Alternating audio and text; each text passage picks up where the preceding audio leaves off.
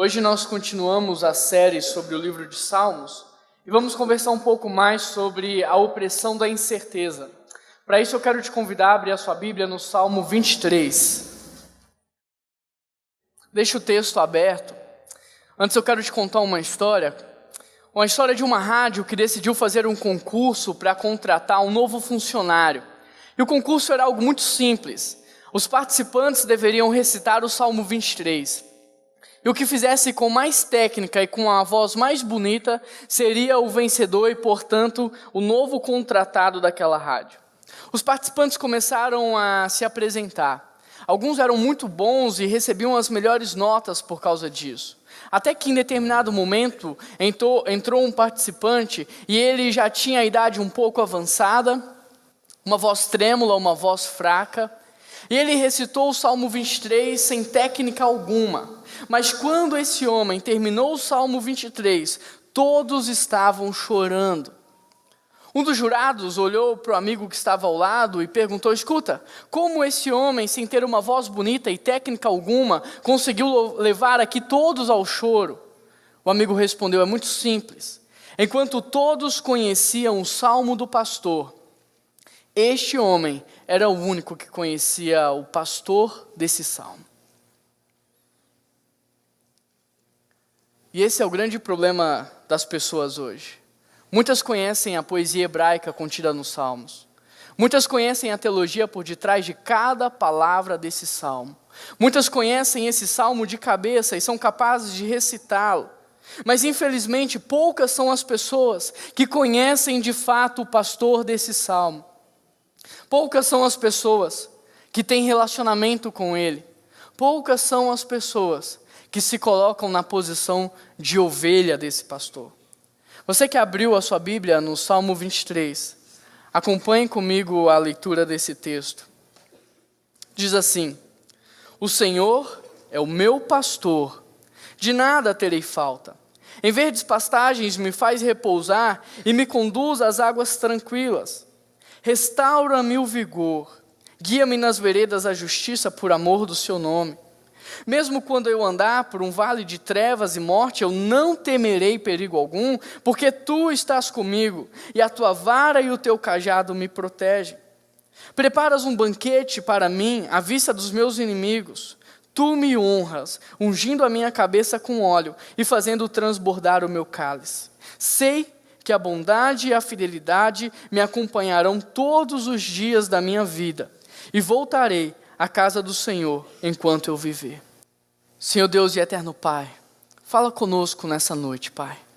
Quebranta o nosso coração, que o nosso ouvido possa estar treinado para reconhecer a voz do pastor, que nós possamos entender qual é a mensagem que o Senhor tem para as nossas vidas, e muito mais do que entender qual é a mensagem, que nós possamos ser transformados por Tua palavra, Deus.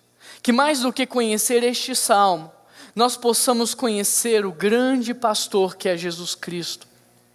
Que mais do que conhecer este salmo, nós possamos nos tornarmos ovelhas desse pastor. Pai, por isso, haja em nossas vidas. Essa é a nossa oração. E em nome de Jesus, amém. O texto diz: o Senhor é o meu pastor. Por isso, a primeira pergunta que nós devemos fazer ao olharmos para um texto como esse é: quem é o Senhor do Salmo? Deus se revelou no Antigo Testamento de muitas maneiras. Quando perguntaram para ele, por exemplo, quem ele era, ele respondeu: eu sou o que sou. Eu sou o Deus que sara, eu sou o Deus que cura, eu sou o princípio e o fim, eu sou o Deus Altíssimo, eu sou o Deus da paz. Agora, o pronome possessivo meu contido nesse texto liga aquele que tudo é aos que nada são. Esse meu contido nesse texto descreve o relacionamento que é prometido desde a eternidade, onde Deus cria o ser humano com um propósito eterno de relacionamento. E onde Deus cria tudo o que existe, tudo que os seus olhos conseguem ver, para facilitar o relacionamento do homem para com Deus e de Deus para com o homem. Por isso, aquele que é a rocha, aquele que é o escudo, aquele que é o libertador, é agora apresentado como pastor. E por isso então a pergunta muda: quem é o pastor desse salmo? João 10, verso 11, Jesus diz: eu sou o bom pastor. E o bom pastor dá a vida pelas suas ovelhas. Repare que nesse texto, Jesus está falando para pessoas que conheciam o Antigo Testamento. Jesus está falando para pessoas que conheciam o Salmo 23. Jesus está falando para pessoas que sabiam que Jeová, o Iavé, Deus, era o pastor da vida delas.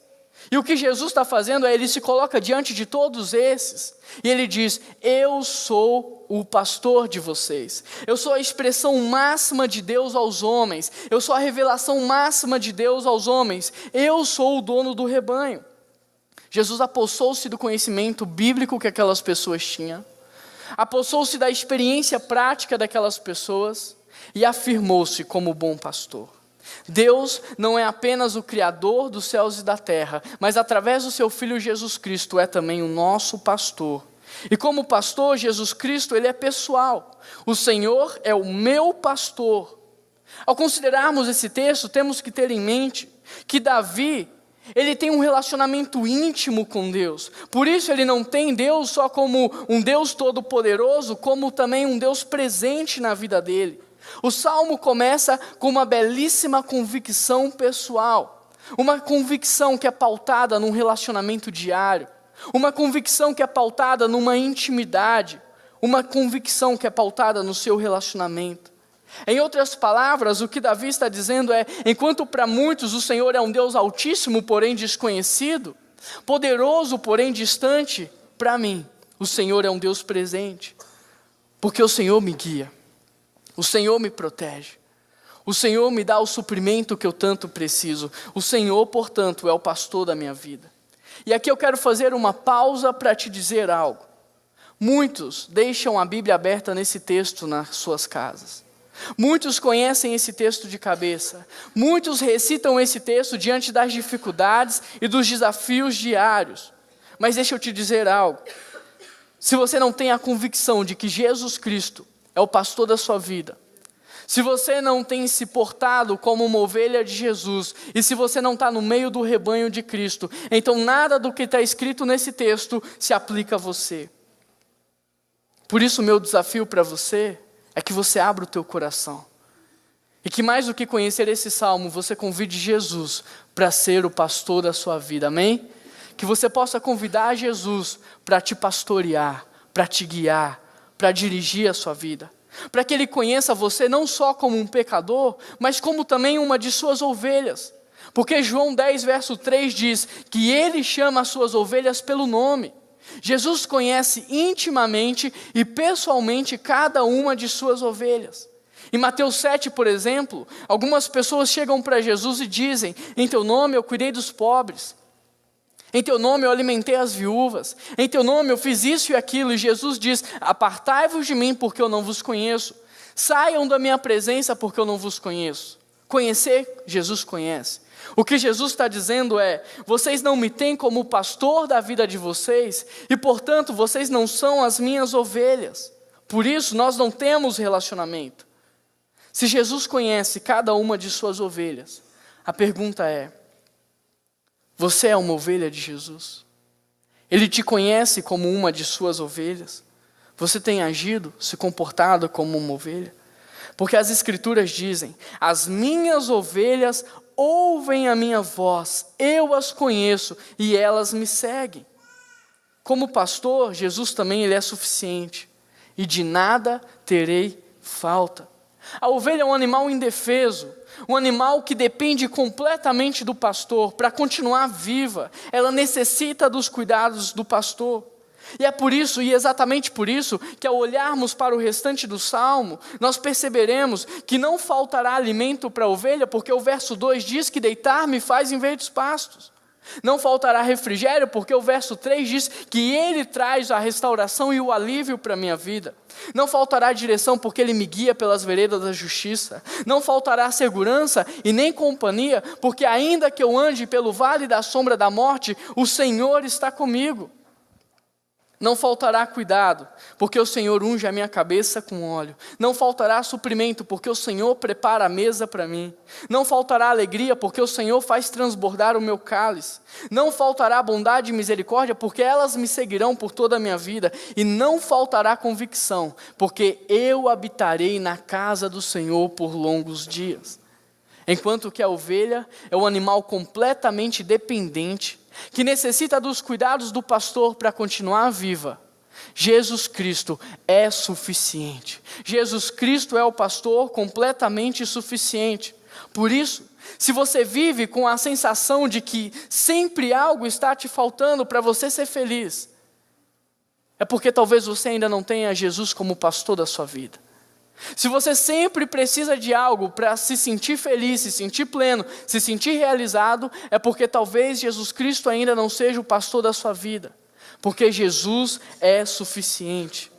Jesus é o nosso pastor, e como pastor, Ele é bom. João 10, verso 11 diz: o bom pastor dá a vida pelas suas ovelhas. Aqui Jesus mostra que uma das principais características do pastor é que ele dá a vida pelas suas ovelhas. Mas repare que o texto não diz que o pastor morre pelas suas ovelhas. Pelo contrário, ele dá a vida, ou seja, a sua vida não lhe é tirada, a sua vida não lhe é arrancada, a sua vida é oferecida de forma livre, de forma espontânea.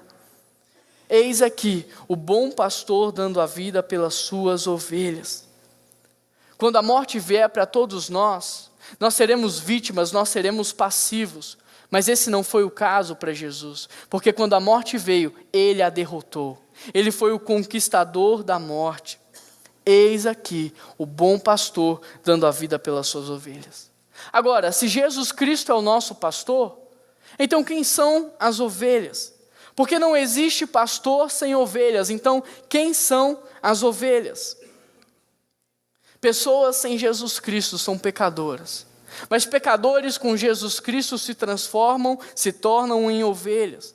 Agora, em João 10, Jesus diz algo muito especial sobre as ovelhas. Ele diz: as minhas ovelhas ouvem a minha voz e me seguem. E eu quero trazer 3 verdades em cima desse versículo. Primeiro, ele diz: minhas ovelhas. Ao dizer isso, Jesus está tocando na dignidade e na personalidade de cada indivíduo. Porque o que ele está dizendo é: meu amigo, você não está sozinho. Você não está sozinho, você tem um dono, você tem um pastor, você tem alguém que é responsável pela sua vida, você tem alguém que está cuidando de você.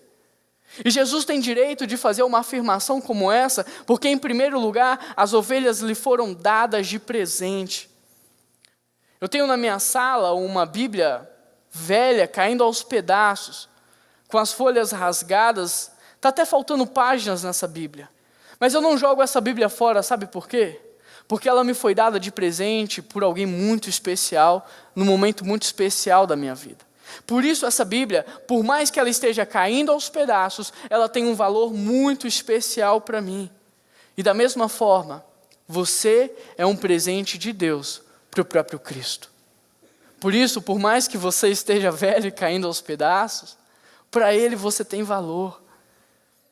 E não adianta me olhar com essa cara, porque quando eu vejo você, é isso que eu penso. Mas a minha visão não importa, sabe por quê? Porque quando Cristo olha para você, o que Ele vê é o amor do Deus Pai, porque você foi dado de presente para Ele. Mas as ovelhas não são de Jesus só porque lhe foram dadas de presente. As ovelhas são de Jesus porque Ele também as comprou com um alto preço. Era comum no tempo de Davi um pastor de ovelhas ter que comprar mais ovelhas para preencher o seu rebanho. E as ovelhas que eram compradas eram as mais bem cuidadas, porque havia sido pago um alto preço por elas. Por isso eu tenho que te perguntar: qual foi o preço que Jesus pagou pela sua vida? Qual foi o preço que Jesus pagou por você? Pedro nos responde isso quando diz: não foi com coisas corruptíveis como a prata e o ouro que fostes comprados, mas com o precioso sangue de Jesus Cristo. Jesus te comprou com a sua própria vida. Ele te comprou com o seu próprio sangue. Segundo, ele diz: as ovelhas ouvem a minha voz. Ovelhas têm relacionamento com o seu pastor. Ovelhas conhecem o seu pastor. E ovelhas escutam a sua voz. E terceiro, ele diz: elas me seguem. As ovelhas não só reconhecem a voz do seu pastor, como também o seguem. As ovelhas não só escutam a voz do seu pastor, como também lhe obedecem. Agora, se Jesus diz: as minhas ovelhas ouvem a minha voz e me seguem, aqui cabe uma avaliação, aqui cabe uma reflexão. Você de fato é uma ovelha de Jesus Cristo? Seu ouvido está treinado para reconhecer a voz do pastor? Você tem seguido os ensinos da palavra de Deus? Você tem tido relacionamento com esse pastor? Tem ou não?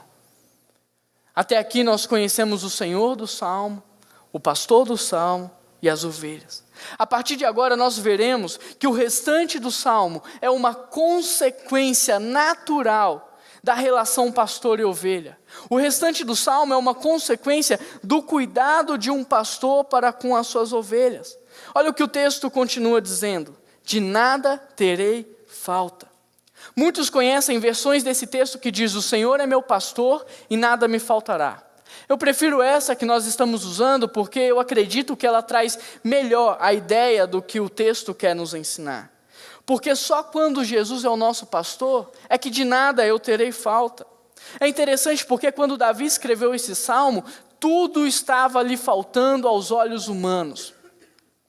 Mas na perspectiva de Deus, não lhe faltava nada, porque o pastor estava com ele. Olha o que ele mesmo diz: o Senhor é meu pastor e de nada terei falta.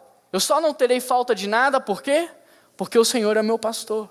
E ainda que eu ande pelo vale da sombra da morte, eu não temerei mal algum, por quê? Porque o pastor está comigo. Agora presta atenção no que eu vou te falar.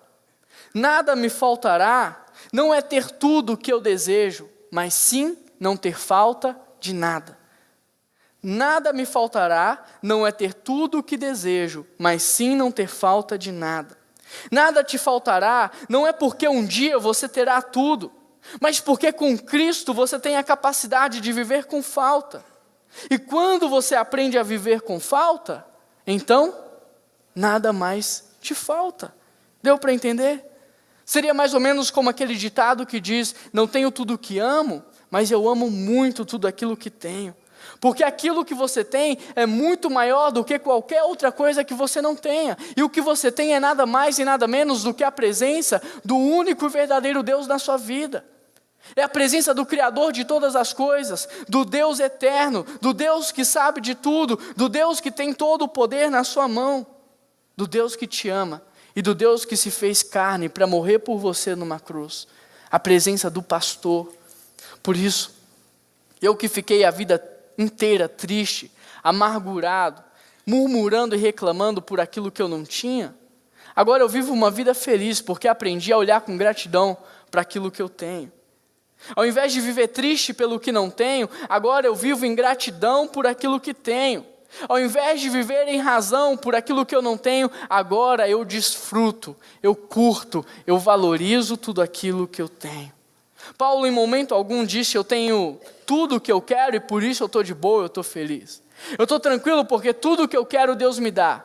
Paulo nunca disse isso, pelo contrário. O que Paulo diz é: eu posso todas as coisas naquele que me fortalece. Eu posso todas as coisas naquele que me fortalece. E sabe o que isso significa? O que Paulo está dizendo é: em Cristo eu posso morar num hotel 5 estrelas, como também posso morar na rua. Em Cristo eu posso todas as coisas, no muito e no pouco. Em Cristo eu posso comer camarão, como também posso comer arroz e feijão. Em Cristo eu posso todas as coisas. Em Cristo eu estou satisfeito, no muito e no pouco. Paulo aprendeu o segredo do contentamento. E com Cristo eu aprendo que todas as coisas que me faltam e antes me deixavam tristes, na verdade hoje são secundárias. Porque o primário eu já tenho, é a presença do pastor na minha vida. É a presença de Deus na minha vida. Por isso aqueles que estão sob o cuidado do pastor, eles não anseiam e não desejam qualquer outra coisa, porque Jesus é suficiente. Por isso o Senhor é meu pastor e de nada terei falta. Amém ou misericórdia? Amém ou misericórdia? Se hoje algo está te faltando para você ser feliz, é porque talvez Jesus não é o pastor da sua vida, porque Jesus é suficiente. Se hoje existe um vazio dentro do seu coração, que não é preenchido por nada e nem ninguém, significa que você não tem Jesus como pastor da sua vida, porque Jesus é o único que pode preencher o vazio que existe dentro de você. Só quando Jesus é o nosso pastor é que nós podemos dizer uma verdade tão audaciosa como essa: de nada terei falta. Só quando Jesus é o nosso pastor. E é exatamente isso que nós veremos no decorrer destes versículos. O texto diz: em verdes pastagens me faz repousar, e me conduz às águas tranquilas. Esse texto ele traz algumas informações muito importantes para nós, como por exemplo, verdes pastagens. Na Palestina havia praticamente duas grandes estações: o inverno com as chuvas e o verão com a seca. Então, em determinado momento do ano, a vegetação oferecia um esplendor verde que era maravilhoso para a pastagem dos rebanhos. Porém, à medida que o sol e o calor iam surgindo, as pastagens iam secando, tornando-se muito mais difícil encontrar alimento para as ovelhas. Isso obrigava os pastores a fazer uma verdadeira peregrinação em busca de alimento suficiente para o seu rebanho.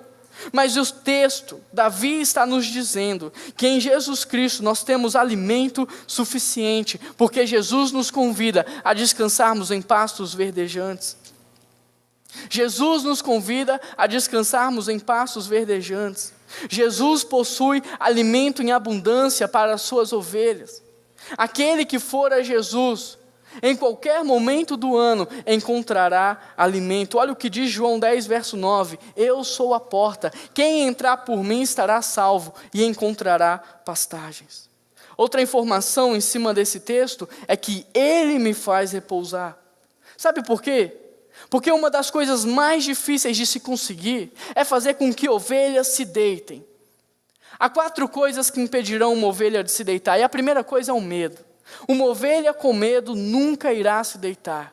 E por não ter nenhum elemento natural de autodefesa, as ovelhas vivem com medo, elas têm medo de tudo. E a mesma coisa acontece com o cristão. O pecado trouxe consigo medo. Mas uma das coisas que Cristo quer fazer na minha e na sua vida é banir o medo e trazer descanso e tranquilidade. Você sabia que na cultura das ovelhas, a única coisa que podia acalmar de fato uma ovelha era a presença do pastor? E é por isso que Jesus diz: vinde a mim, todos os que estáis cansados e oprimidos, e eu vos aliviarei. Somente Jesus Cristo pode acabar com o medo que habita no seu coração. A Bíblia diz: o verdadeiro amor lança fora todo medo. E o verdadeiro amor está no pastor, que deu a sua vida em prol das suas ovelhas. A segunda coisa que impede uma ovelha de se deitar é o antagonismo no meio do rebanho. No meio do rebanho há sempre ovelhas que querem ser chefes. Sempre há ovelhas que querem brilhar mais do que as outras. Sempre há ovelhas que se acham maiores e melhores. E isso gera estresse no rebanho. Porque essas ovelhas, elas fazem questão de mostrar para o pastor e para todas as demais ovelhas que elas estão no controle. Isso gera estresse no rebanho. E faz com que as ovelhas comecem a dar cabeçadas umas nas outras. E infelizmente a mesma coisa tem acontecido na igreja. Há sempre no meio do rebanho, no meio da igreja, pessoas que se acham maiores e melhores do que as outras. Pessoas que querem brilhar mais. E isso gera no meio da comunhão cristã competição, rivalidade, brigas, intrigas, rachas. Mas Hebreus diz que nenhuma raiz de amargura brotando em vosso coração vos perturbe. Ou seja, sempre que sentimentos como esse pintarem no meio da comunhão, do seu pequeno grupo, da sua família, das pessoas que você convive, sempre que situações ou sentimentos como esses pintarem, leve ao pastor, porque ele sabe como tratar, ele sabe o que fazer. A terceira coisa que impede uma ovelha de se deitar são moscas e insetos. Quando moscas e insetos começavam a rodear uma ovelha, ela ficava agitada, correndo de um lado para o outro, tentando se livrar daquela perturbação. Ela ficava muito agitada, mas só o pastor poderia ajudá-la. Quando o pastor via uma ovelha agitada correndo de um lado para o outro, ele vinha e passava óleo nessa ovelha. E esse óleo tinha a ação de curar as feridas, mas também tinha a ação de espantar os seus inimigos. Na vida cristã não é diferente. Quantas vezes não deixamos que coisas pequenas nos tirem a paz, nos deixem agitados? Mas quando algo te incomodar, por menor que seja, leve ao pastor, pois só ele tem um remédio certo para você. E a quarta coisa que impede uma ovelha de se deitar é a fome. Uma ovelha com fome nunca vai se deitar. Ela fica de pé, comendo, até se fartar, mas ela só deita quando estiver satisfeita. Os pastos verdejantes nesse texto são pastos ricos, vivos, cheios de seiva, cheios de nutrição. Por isso a força gramatical expressa nesse texto diz: Ele me faz repousar. Porque primeiro o pastor sacia a ovelha, para que depois ela descanse. E da mesma forma é com o cristão. O cristão tem fome de Deus. Por isso é impossível um cristão descansar de verdade, dormir bem, viver em paz, se ele ainda não conhece Deus também assim. É impossível um cristão descansar genuinamente, verdadeiramente, se o seu conhecimento da palavra não está crescendo. É impossível um cristão descansar se ele não tem intimidade com Deus. Para experimentarmos do verdadeiro descanso, precisamos saber quem Deus é. Precisamos saber que Ele está conosco. Precisamos estar cheios da sua presença. Outra consideração em relação a esse texto é que Ele me conduz às águas tranquilas. O país onde Davi vivia não era como o nosso. A região onde Davi estava não era como a nossa. Havia escassez de água. E por isso a água era algo muito valioso para eles. Mas mesmo com muita escassez, uma ovelha poderia estar com sede diante da água e ainda assim não beber daquela água. Sabe por quê? Como eu já disse, as ovelhas não possuem nenhum elemento natural de autodefesa. Elas não têm garras, elas não têm dentes afiados, elas não têm veneno. Por isso, tudo assusta e amedronta uma ovelha. A ovelha ela tem medo da correnteza da água. A ovelha ela tem medo do barulho da água. E é por isso que o pastor leva a ovelha às águas tranquilas, porque o medo paralisa a ovelha. E é muito interessante porque a mesma coisa acontece com todos nós. O medo nos paralisa. Quantos não perdem inúmeras oportunidades por causa do medo? Quantos não deixam de viver inúmeras experiências por causa do medo? O medo nos paralisa. E é interessante porque em determinadas situações, o pastor ele pegava a água com a mão e ele levava à boca da ovelha. Isso nos mostra a tamanha dependência de uma ovelha em relação ao seu pastor. A relação pastor-ovelha é bem mais forte do que nós podíamos imaginar. E essa é a beleza desse salmo. O verso 3 diz: restaura-me o vigor. A Palestina era de uma extensão relativamente pequena, entretanto, o seu clima era muito variado. Você tem a região desértica com altas temperaturas e a região marítima com clima mais ameno. Mas na região da Galileia, por exemplo, o calor ele castigava tanto, era tão intenso que num determinado horário do dia era impossível você conseguir comer ou descansar por causa do calor. Às vezes neste horário vinha um vento do norte que passava pelo Monte Hermon e trazia uma espécie de refrigério para os moradores daquela região. E é essa a ideia do texto aqui.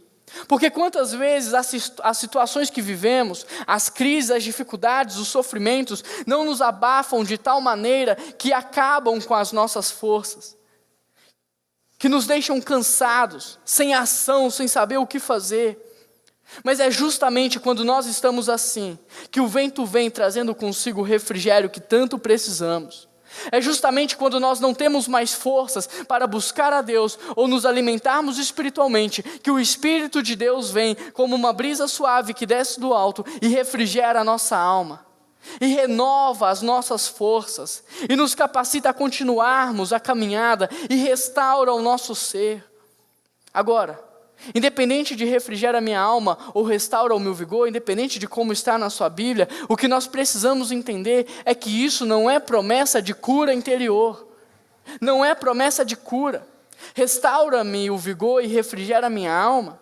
É receber de Deus a capacidade de conviver com o sofrimento de forma mais tranquila. Restaura o meu vigor e refrigera a minha alma. É receber de Deus a capacidade de suportar as pressões sem perder a alegria. É receber de Deus o renovo que tanto precisamos. É receber de Deus alívio. Refrigera a minha alma e restaura o meu vigor. É quando você chega diante de Deus e desaba dizendo: eu não aguento mais. Eu estou abrindo mão. Eu não consigo mais. Eu não tenho mais forças. Eu não sei mais o que fazer. E é quando nós estamos vivendo situações como essa, que o Espírito do Senhor vem e nos renova, e nos restaura, e traz alívio imediato, e restaura a alegria da salvação, e traz a paz de Deus aos nossos corações. Presta atenção no que está acontecendo nesse salmo.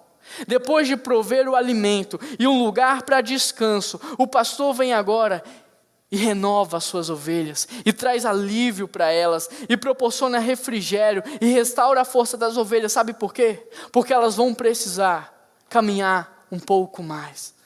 Elas vão precisar continuar a sua jornada. E a mesma coisa Deus quer fazer na sua vida. Talvez hoje, aqui seja o lugar onde você está recebendo o alimento espiritual que tanto precisa. Talvez hoje, aqui seja o lugar em que você está descansando na presença de Deus.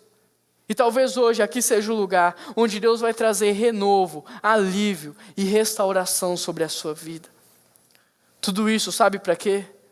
Para que ao findar-se dessa celebração você possa sair daqui e continuar a sua caminhada, seguindo em obediência os passos de Jesus. O texto continua dizendo: guia-me nas veredas da justiça por amor de seu nome. Guiar as ovelhas era uma das principais funções de um pastor. Nos campos de Israel, os pastores buscavam os melhores caminhos para conduzir as suas ovelhas, sem que elas se perdessem, sem que elas se desviassem.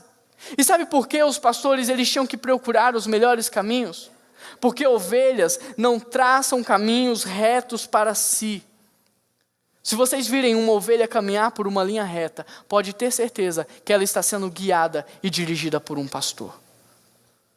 O que as escrituras dizem? Elas ouvem a minha voz e me seguem. É maravilhoso saber que através da obediência à palavra de Deus, todos nós estamos sendo conduzidos, dirigidos e guiados.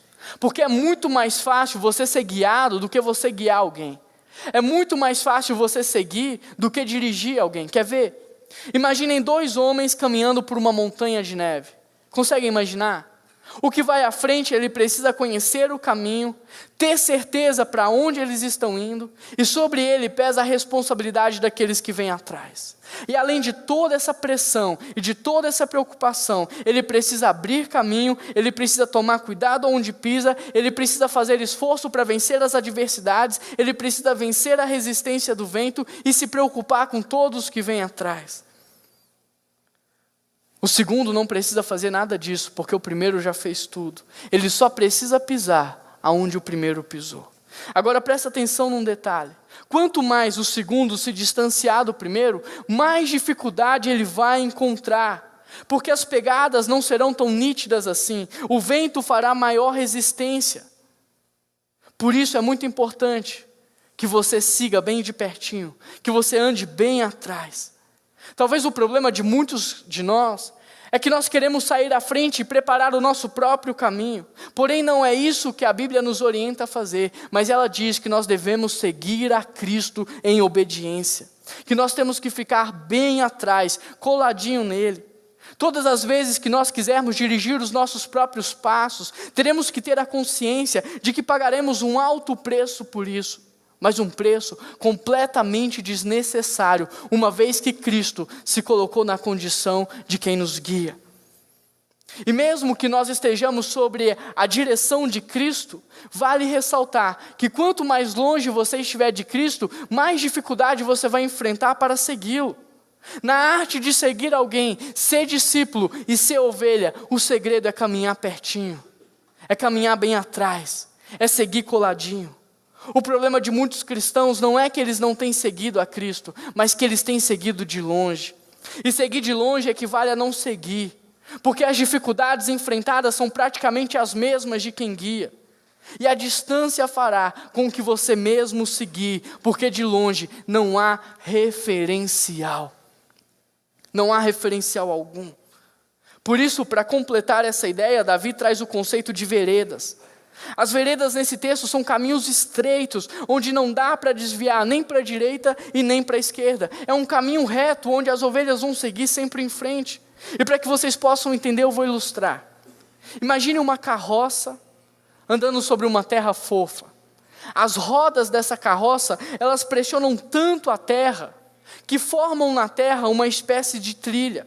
de forma que todas as outras carroças que vêm atrás têm de passar pela mesma trilha, não há muita opção, só aquele caminho. E o Senhor nos convida a trilharmos o caminho da retidão e da justiça. Também não há muita opção. Ou você segue esse caminho, ou você está fora do caminho. Pois o caminho que nos leva a Deus é estreito. Mateus 7,14 diz: estreita é a porta e apertado é o caminho que nos leva à vida. Jesus também diz: eu sou o caminho, eu sou a verdade, eu sou a vida. Se você quiser vir ao Pai, você tem que passar por mim. Ir ao Pai é seguir a Cristo, pois só Cristo pode te levar à vida. Mas deixa eu te dizer algo. Para ser conduzido pelo pastor, você precisa estar no meio do rebanho. Sabe por quê?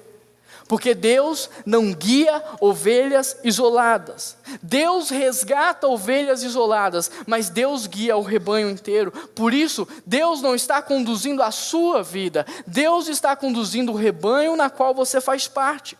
A fé cristã não privilegia a vida privativa. Sempre o rebanho, sempre a comunidade, sempre a igreja. Por que nada vai te faltar? Porque você está inserido no rebanho. O texto continua dizendo: mesmo quando eu andar por um vale de trevas e morte, eu não temerei perigo algum, porque tu estás comigo, e a tua vara e o teu cajado me protegem. Repare que aqui o tom do salmo muda, mas não o pastor. O pastor permanece o mesmo. Agora, dos pastos verdejantes, das águas tranquilas, nós somos emergidos num profundo vale. O vale da sombra da morte. E como é que essa verdade pode combinar com o verso 3, onde está escrito que Deus nos guia pela vereda da sua justiça? Porque o que o versículo 4 está nos dizendo é que o vale faz parte do caminho das ovelhas. Eu vou contextualizar. No início do ano, as ovelhas pastavam calmamente. Mas quando o sol derretia a neve das montanhas, os pastores precisavam pegar os seus rebanhos e levar para pastagens melhores. Por isso, e para isso, necessariamente eles tinham que passar pelo vale. Porque o vale estava localizado exatamente entre os picos e as montanhas. Montes são lugares altos, falam de vitória, recebem a luz do dia. Enquanto que os vales são lugares baixos, são lugares perigosos, não recebem a luz. Por causa disso, a Bíblia compara os vales às dificuldades, aos tempos de sofrimento, aos tempos de angústia. E Davi viveu tudo isso, passou por dificuldades, viveu tribulações, mas Davi superou tudo isso. Sabe por quê? O segredo de Davi era a presença de Deus. Ele só conseguiu porque o pastor estava com ele. Como ovelhas, às vezes somos guiados por Deus para o vale. Sabe por quê? Porque os vales, da mesma forma que os desertos, eles são importantes para nós. Os vales e os desertos nos mostram o nosso real tamanho. Quantos aqui não se acham grandes demais, poderosos demais, ricos demais, influentes demais? E não adianta eu falar que isso é vaidade, que isso é pecado, não adianta. Só no vale e no deserto você vai entender qual é o seu real tamanho. É só no vale e no deserto que você vai perceber que a sua vida é como neblina, que aparece e logo vai embora. Os vales e os desertos nos ensinam a andar de joelhos. Quantos aqui não têm um andar altivo, um olhar altivo cheio de orgulho? Também não adianta falar que é pecado. Só no vale e no deserto você vai aprender a caminhar de joelhos diante de Deus. Porque é o vale e o deserto que te ensinam que você é um ser completamente dependente de Deus. Só no vale e no deserto você aprende isso. Além do vale, Davi traz outra figura, a sombra da morte. E há uma grande diferença entre sombra e substância. A sombra de uma cobra não pode picar. A sombra de um cão não pode morder. A sombra de uma espada não pode te ferir. A sombra da morte não pode te matar.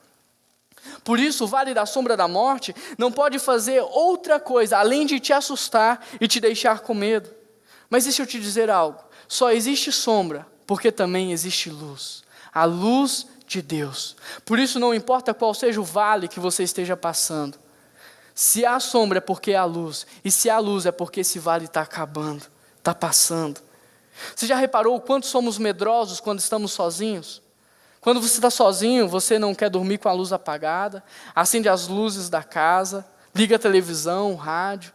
Mas quando tem alguém com você, você fica muito corajoso. Já reparou isso? Então anote o que eu vou te dizer. Não há vale ou deserto, por menor que seja, que dê para andar sozinho. Não há vale ou deserto nas nossas vidas, por menor que seja, que dê para caminhar sozinho. E o salmista é muito claro ao dizer isso. Ele diz: eu não temo porque tu estás comigo. Eu não tenho medo porque o pastor está comigo. E se ele diz que o pastor está com ele, é porque na verdade ele está no meio do rebanho, com trocentas outras ovelhas. Mas Davi não para por aí. Olha o que ele diz: a tua vara e o teu cajado me consolam. A vara de um pastor era símbolo de seu poder. Ela era usada tanto para espantar os animais, os inimigos, proteger dos ladrões, quanto também para disciplinar uma ovelha. E a disciplina de uma ovelha poderia ser tão pesada que o pastor, para proteger a ovelha dela mesmo, às vezes quebrava a sua pata, para que ela não se desviasse do caminho, para que nenhum inimigo pudesse tragar a ovelha. Mas também, ao ser carregada nos braços do pastor por um longo período de tempo, a ovelha criaria um vínculo tão especial com o pastor, que ela decidiria por si mesma nunca mais sair da presença dele. Aí você pode pensar: como é que a vara pode me consolar? A vara te consola por uma única razão, porque ela está na mão do pastor. O pastor que te ama, o pastor que deu a vida por você, o pastor que está interessado na sua história. Por isso o Senhor não só disciplina aqueles que Ele ama, como também nos disciplina para o nosso bem. Já o cajado era um instrumento mais leve de tratamento. O cajado trazia a ovelha para mais perto do pastor. Quando a ovelha caía, o pastor levantava a ovelha. Quando a ovelha ficasse presa, o pastor resgatava a ovelha e direcionava novamente a ovelha dentro do rebanho. E é por isso que Davi diz: a tua vara e o teu cajado me protegem. O que ele, na verdade, está nos ensinando é que a repreensão de Deus e o cuidado de Deus são as provas que ele tanto precisava para se sentir seguro. A vara era para Davi a expressão do poder e do cuidado de Deus. Aqui no vale a ovelha caminha segura, porque ela sabe que quem vai ao seu lado vai armado com a vara e com o cajado, e ambos são para a sua proteção e para o seu cuidado. Verso 5 diz: preparas um banquete para mim, à vista dos meus inimigos.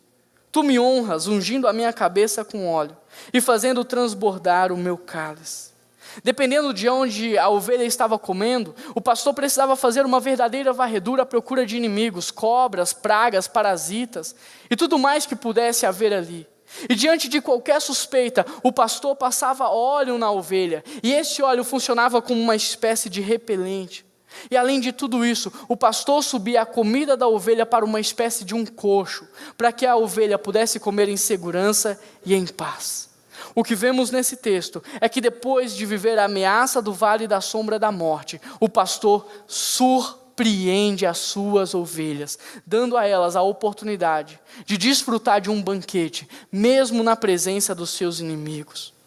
Nessa altura do campeonato, é como se o pastor estivesse dizendo: aqui estão os seus inimigos, todos eles estão aqui. Mas eles não podem fazer nada contra você, porque agora você vai sentar e você vai comer comigo. E juntos nós vamos festejar o nosso relacionamento. Mas infelizmente isso não é fácil para nós.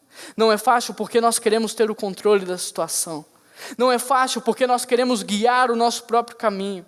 Não é fácil porque queremos fazer justiça e lutar com as nossas próprias mãos. Enquanto que o que Deus está nos mostrando é que no meio das dificuldades, dos problemas, dos desafios, é no meio de tudo isso que nós temos que descansar na presença dEle. É no meio de tudo isso que Deus prepara um banquete para nós. Que é no meio de tudo isso que Deus nos surpreende. Então nós devemos sentar e desfrutar desse banquete na presença do pastor, sabendo que todos os nossos inimigos nos assistem de forma fragilizada. Eles assistem uma ovelha indefesa comendo com seu pastor. E enquanto come, o pastor honra a ovelha.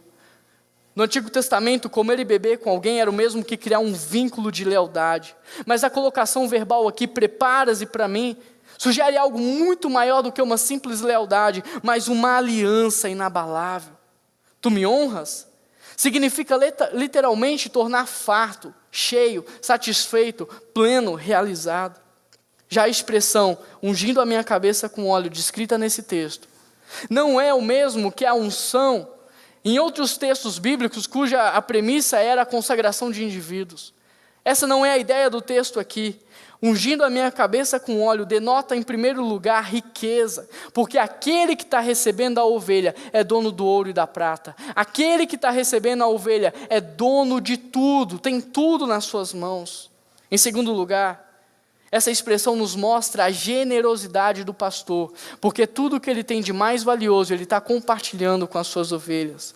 E em terceiro lugar, essa expressão promove cuidado, porque se naquele tempo a pele seca era algo natural por causa do clima e da geografia, então ao receber as suas ovelhas, o pastor passava óleo nelas. E esse óleo revigorava as suas forças, hidratava a sua pele e curava todas as suas feridas. E tudo isso fazia transbordar o seu cálice. Essa expressão nos mostra que tudo que Deus faz pela sua ovelha, que tudo que o pastor faz pelas suas ovelhas é em abundância. É muito mais do que elas merecem, é muito mais do que elas estão acostumadas a ter e é muito mais do que elas podem imaginar. Por causa disso, a própria ovelha diz: sei que a bondade e a fidelidade me acompanharão todos os dias da minha vida e voltarei à casa do Senhor enquanto eu viver. O verbo acompanhar no hebraico tem o mesmo sentido da palavra caçar em português. Ou seja, a palavra utilizada aqui era a mesma para descrever o ato de caçar um animal selvagem.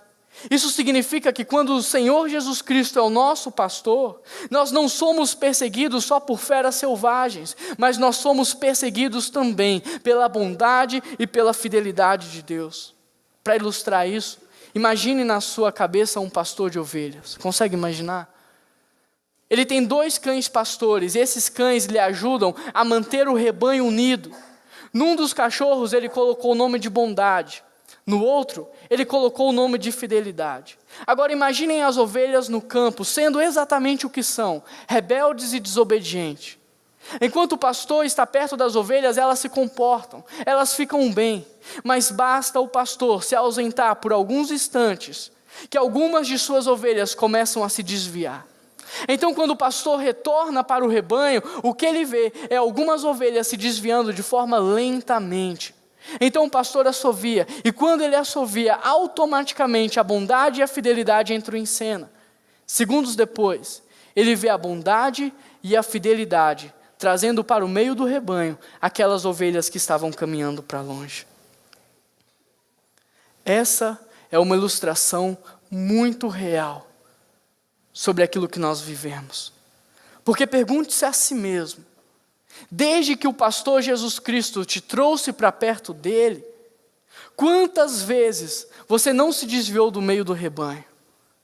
Desde que Jesus te trouxe para perto dele, quantas vezes você não se desviou da comunhão cristã, do meio da igreja? Quantas vezes você não se distanciou da palavra de Deus, desobedecendo os ensinamentos dela, sendo rebelde, dizendo eu não concordo? Desde que o pastor Jesus Cristo te trouxe para perto dele, quantas vezes você não se distanciou dele mesmo, da presença do próprio pastor? Pergunte-se a si mesmo: quantas vezes você não pensou que seria expulso do meio do rebanho por causa das suas atitudes? Quantas vezes você não pensou que o pastor nem lhe aceitaria de volta por causa das suas atitudes?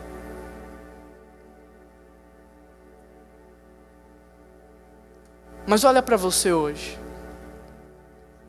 Onde você está agora? Olhe para o lado. Você está nada mais e nada menos do que no meio do rebanho. Sabe por quê? Porque a bondade e a fidelidade do Senhor têm te seguido todos os dias da sua vida. Você só está aqui nessa noite no meio do rebanho porque a bondade e a fidelidade do Senhor estão te seguindo, e há uma promessa de que elas te seguirão pelo resto da sua vida. Nós não merecemos outra coisa a não ser a ira de Deus. Mas o texto diz que ao contrário da ira, nós receberemos a misericórdia, a bondade e a fidelidade. É maravilhoso quando nós merecemos o julgamento e esperamos pelo julgamento, mas em contrapartida recebemos de Deus o seu acolhimento. Eugene Peterson traduz muito bem esse último versículo quando diz: é na presença de Deus que eu me sinto em casa. Voltarei à casa do Senhor todos os dias. Isso significa que é na presença de Deus que você se sente em casa. Enquanto você estiver na presença de Deus, você irá se sentir em casa.